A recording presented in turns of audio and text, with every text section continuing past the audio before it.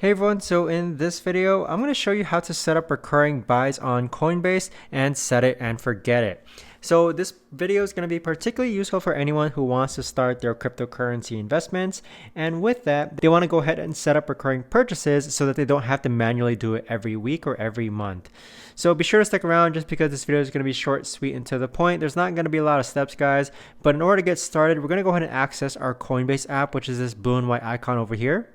And if you haven't signed up for Coinbase just yet, you can use my link down below in order to get $20 once you do sign up.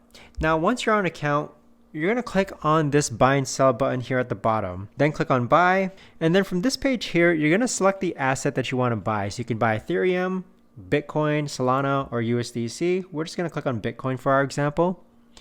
And then from this page, you're just going to enter the amount that you want to buy. So for our example, we're going to enter 20 US dollars. Now, this is the really important step, everyone. On the upper right-hand side where it says one-time order, you want to click on that toggle menu and then click on recurring buy. So from this page here, you're going to see a frequency in which you can actually buy. You can buy daily, weekly, 1st and 15th of the month, or even monthly.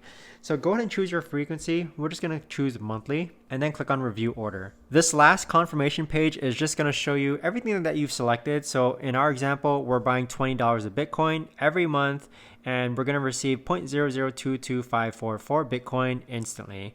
All you've got to do is place the order, and there you have it.